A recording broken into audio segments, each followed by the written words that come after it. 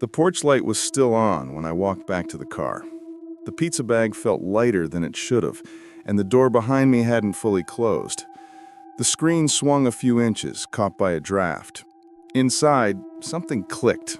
Not a lock, not a light switch, just one short, metallic sound. I stood there with the car keys in my hand, waiting for whoever ordered to say something. Nothing came. The porch bulb buzzed faintly, the kind of hum you only hear when everything else is stopped. It was past midnight. The house looked normal, beige siding, trimmed bushes, one curtain drawn halfway. I tried to convince myself I'd just imagined the noise. But then I saw movement through the glass panel beside the door. Slow, deliberate, too low to be a person standing. When I reached for the knob to close it, something inside pushed it the rest of the way shut from the other side. The sound it made wasn't forceful, just careful, like whoever was in there didn't want to be heard. What you're about to hear isn't about hauntings or monsters. It's about one delivery I made during my 3rd month on the job, a house that shouldn't have had anyone home, and the order ticket that disappeared from our system the next day. The ovens made a low ticking sound after closing time. That was usually my cue to start my last delivery run. The air inside the shop always felt heavy at that hour. Warm dough, oil, and a hint of cardboard from the stacks of boxes near the counter. It was a small place, just me, the night cook, and a high school kid who handled phones until midnight. I liked those last hours because they were quiet. The rush had already died, and I could stretch a single delivery into a slow drive through the empty streets. The sound of the warmer door shutting was always sharp. I loaded the insulated bag into the passenger seat and checked the stack of receipts. 3 orders left. 2 regulars, 1 new. The new one was the farthest, out by the edge of the county, near an older subdivision that had been half torn down years ago. The printed address looked fine, except the street name had been written twice, like someone typed it wrong and never fixed it. I entered it into my phone GPS anyway. The route line pulsed once before locking in. It looked longer than usual, looping through side roads that weren't on my normal route. I didn't think much of it. Delivery apps glitch sometimes, and as long as the number was valid, I got paid. Outside, the air was cold and flat. My breath fogged against the windshield as I scraped the frost from the windshield. The smell of tomato sauce still clung to my jacket.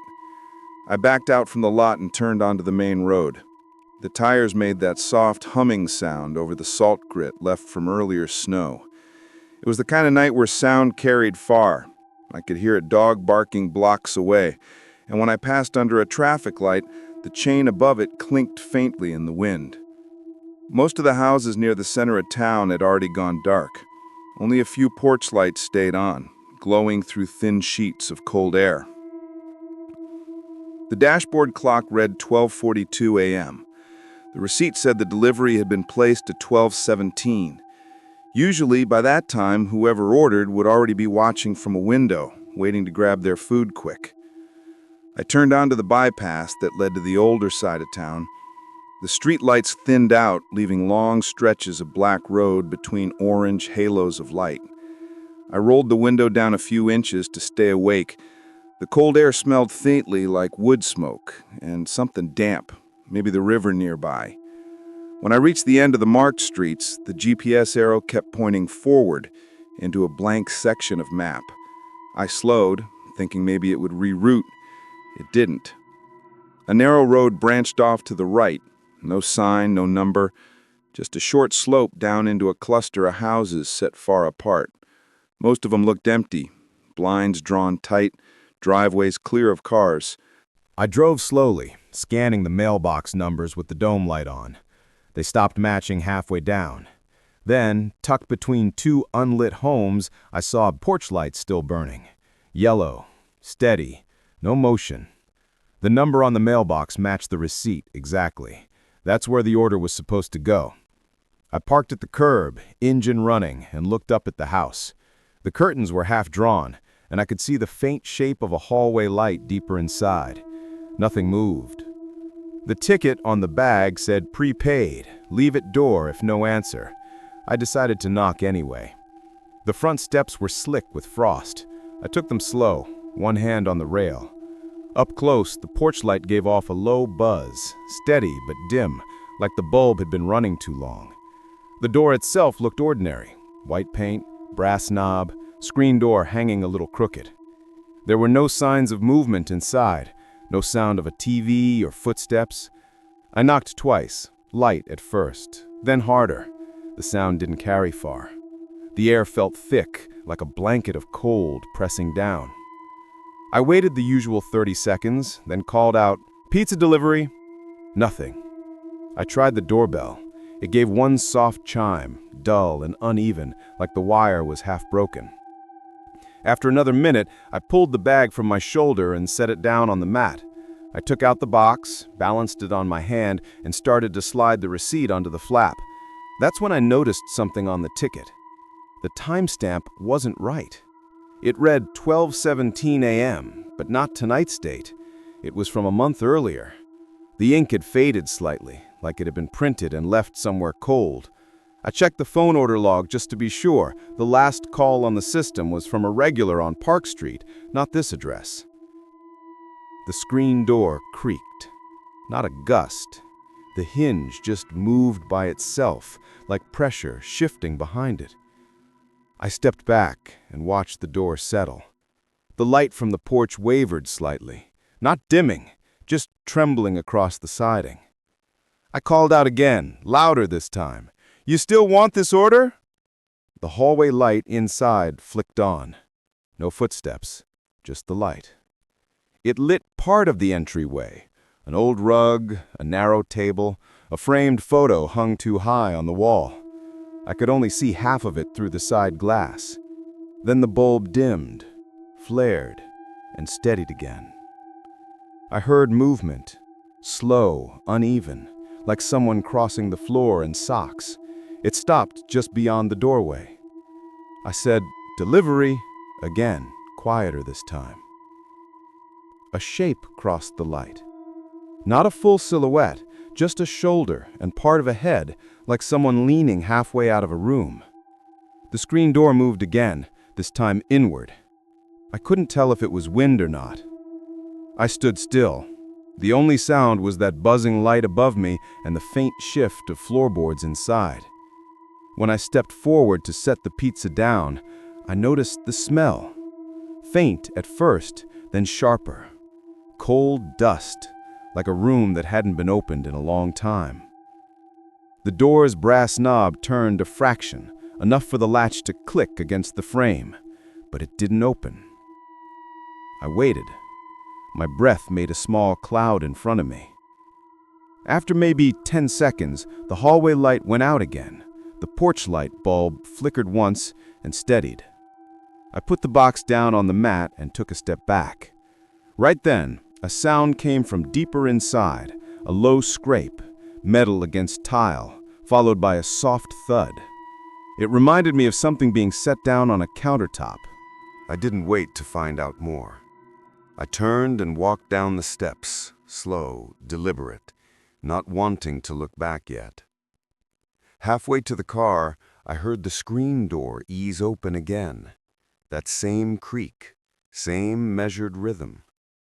I didn't turn around, just kept walking until I was behind the wheel.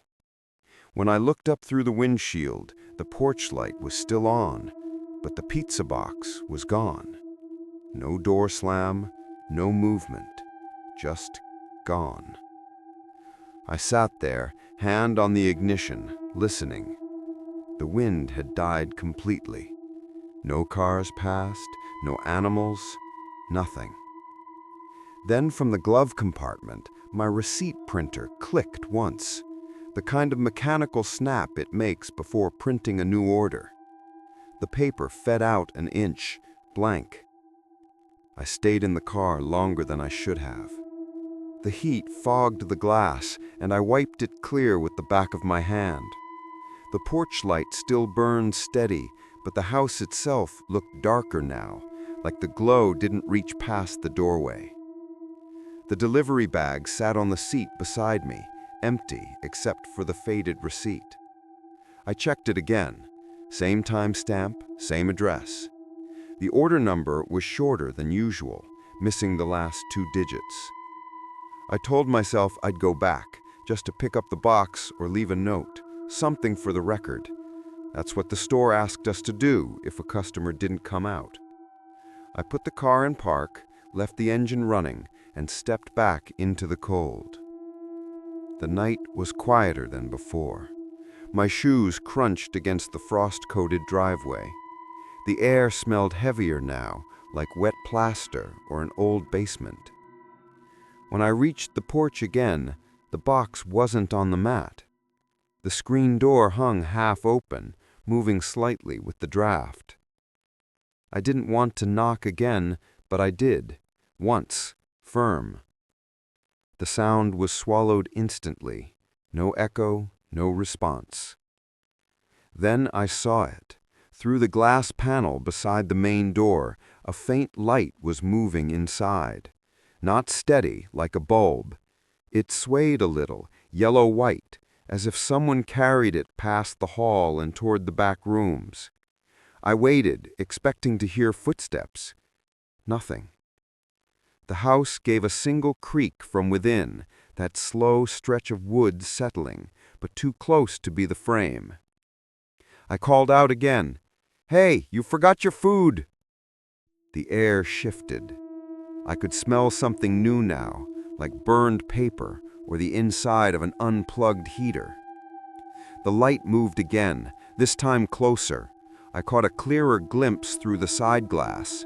A figure, shoulder-length hair, wearing something dark. They stopped at the edge of the hallway and stood still, facing the door, but not directly at me. I held up the receipt, though I knew they couldn't see the print. I said, "You ordered at 12:17. The figure tilted slightly, like listening, but didn't speak. The light, maybe from a phone screen, maybe not, faded as if covered.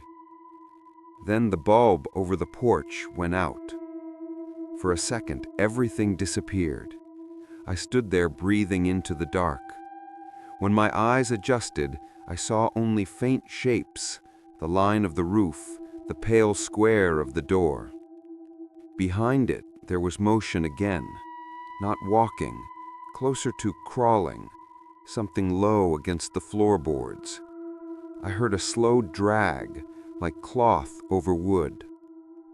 I backed down one step, then another. From somewhere inside, near the front room, came a rhythmic tapping, steady like a nail against glass. The car headlights caught the reflection through the side window when I turned. The tapping stopped. I didn't remember unlocking my door, but when I reached the car, it was open. I got in and closed it fast. The moment the latch caught, the porch light flicked back on. Through the windshield, I saw the pizza box again. Sitting neatly on the top step, lid closed, steam still curling from the vent slit. That wasn't possible. It had been gone minutes ago. I didn't move for a while. The heater fan rattled once and the radio hissed before going dead. I looked at the house one last time. The hallway light was on again, steady this time, but the doorway was empty. I put the car in reverse and backed down the drive. As I turned onto the main road, I checked the rearview mirror. The porch light blinked off, then on, then off again. A slow, deliberate rhythm, 3 times in a row. I drove until the road met the intersection that led back toward town. The GPS still showed no route. The screen was frozen on a blank grid with a small dot pulsing in the middle. For a second, I thought I saw another marker appear beside mine. Same color, same size, then vanish before I could touch the screen. I kept driving. The air inside the car felt damp, heavy with that same old plaster smell. The windshield fogged even with the defroster on. When I reached the stoplight at the edge of town, I looked at the clock. It still read 12:42 a.m. I pulled into the shop's lot and killed the engine. The neon sign over the door still glowed red, but the rest of the plaza was dark. My phone buzzed once, a notification from the delivery app. When I checked it, the address I'd just come from wasn't listed under recent orders. I scrolled through the log again, slower this time. The last job on record was the regular from Park Street. No mention of the one out by the subdivision. No receipt, no tip, no timestamp. I looked down at the printed ticket on the seat beside me.